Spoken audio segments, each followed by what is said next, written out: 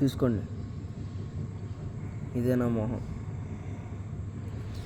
మళ్ళీ నేను తెలియదు, నన్ను చూడలేదు అనగంత. నా పేరు కొమ్మూరి ఎస్ రత్నరాజ్. మేము ఉండేది వెస్ట్ గోదావరి జిల్లా, తాడేపల్లిగూడెం, ఆంధ్రప్రదేశ్. నేను సనాతన ధర్మం కోసం దేవస్థానాలు తిరుగుతున్నాను. భారతదేశం మొత్తం ఎన్ని దేవాలయాలు ఉన్నాయో అవన్నీ చూడడం కోసం బయలుదేరాను ఇంటికాడ నుంచి. మేబీ నేను నా యాత్ర పూర్తయ్యేది సంవత్సరంన్నర టైం పట్టచ్చు. ఇప్పుడు నేను అంత ఎందుకు చెప్తున్నానంటే, నేను తిరిగేది టెంపుల్స్. నేను స్టే చేసేసి టెంపుల్స్లో కుదరకపోతే బస్ స్టాండ్లో ఎక్కడైనా పడుకుంటాను. ఇంకోటి ఏంటంటే, నువ్వు ఇలా టెంపుల్స్ తిరుగుతూ ఎవరిని డబ్బులు అడుక్కుంటలేదు. నా సొంత డబ్బులతో నేను ప్రయాణిస్తున్నాను. ప్రతి టెంపుల్ తిరుగుతున్నాను, టెంపుల్ దర్శించుకుంటున్నాను. ఒక సనాతన ధర్మాన్ని పాటించే సనాతన హిందువుగా నేను దేని హిస్టరీ గురించి తెలుసుకుంటలేదు, దేని చరిత్ర తెలుసుకుంటలేదు. నేను చూస్తున్నాను, దర్శించుకుంటున్నాను. పలానా ఊళ్ళో గుడి ఉందని చెప్పి పోస్ట్ చేస్తాను అంతవరకే. ఎక్కడైనా చెప్పాలనిపిస్తే చెప్తున్నాను. అది కూడా నేను ఆ ఊర్లో జనాన్ని కాదు, ఆ గుడిలోకి సంబంధించిన వాళ్ళని కనుక్కునే చెప్తున్నాను. అది ఎంతవరకు వాస్తవం అవాస్తవం అనేది నాకు చెప్పే వాళ్ళ బట్టి ఉంటుంది, కానీ నా బట్టి కాదు. నేనైనా ఏదైనా తెలుసుకుని చెప్తాను. కాబట్టి 100% తప్పు నాదని చెప్పి నన్ను ఎవ్వరూ బ్లేమ్ చేయకూడదు. ఫస్ట్ అది గుర్తుపెట్టుకోండి. ఏదైనా సరే, ఎవరైనా సరే. ఇప్పుడు నేను ఇందాక అంశాల దీవిలోని టెంపుల్ గురించి కొంచెం రాంగ్గా, తప్పుగా ఏదో చెప్పాను అని చెప్పాను. ఆ గుడికి సంబంధించిన వాళ్ళు ఫోన్ చేసి నన్ను ఏంటంటే వార్నింగ్ టైప్లో ఇవ్వడం, అలా చెప్తున్నారండి, ఇలా చెప్తున్నారండి, అది అని. ఇప్పుడు ఏదైనా కానీ ఒక గుడికి సంబంధించినంత వరకు దాని చరిత్ర అయినా, దాని ప్రాముఖ్యత అయినా సరే ఒకటి చెప్పేవాళ్ళు ఉండాలి. అక్కడ ఎవరిని అడుగుతున్నామో ఒకటి తెలియాలి మనకి.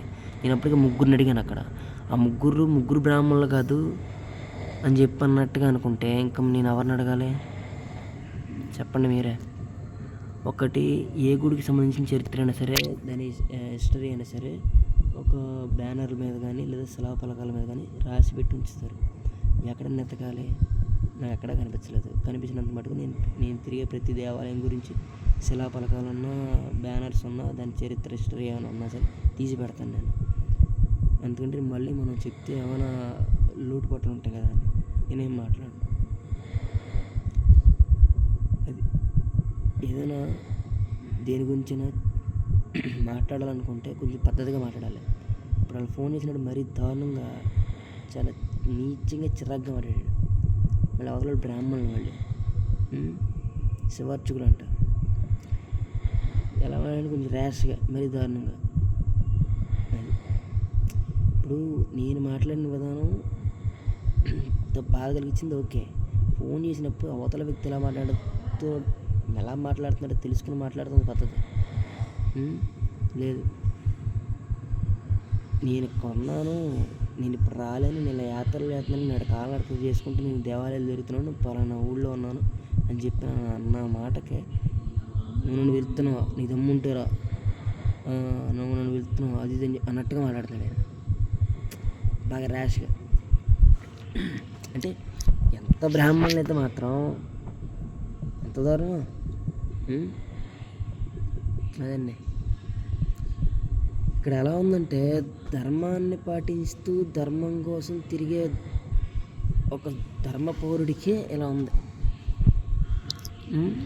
ఇంకెలా ఉన్నప్పుడు మిగతా వాళ్ళ సంగతి ఏం చెప్పండి. ఇంకోటి ఏంటంటే, టెంపుల్స్ తిరుగుతున్నాను కదా నేను.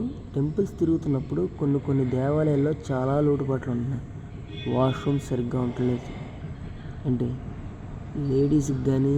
లేడీస్కి మెయిన్ ఇంపార్టెంట్, వాళ్ళకు కూడా ఇబ్బంది కలిగేలా ఉంటున్నాయి వాష్రూమ్స్ ఒక్కొక్క టెంపుల్స్లో. ఫుడ్ ఫెసిలిటీ సరిగ్గా ఉండలేదు. ఒక్కొక్క చోట వసతి ఉన్నా కానీ అక్కడ చాలా లోటుపాట్లు ఉన్నాయి. అంటే వాళ్ళు వచ్చేదే చాలా దూరాల నుంచి వస్తారు. ఒకరోజు నిద్ర చేయాలని వస్తారు, మరుసటి రోజు వెళ్ళిపోవాలని ఉద్దేశంతో వస్తారు. అలాంటి వాళ్ళకు కూడా ఇబ్బంది కలిగేలా ఉంటే ఇంకెందుకండి.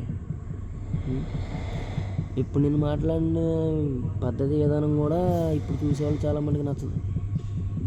అది నేను చెప్పింది తప్పు అని తప్పు పట్టడం కాదు, ఫస్ట్ నేను చెప్పింది తప్ప రేట్ అని ఆలోచించండి.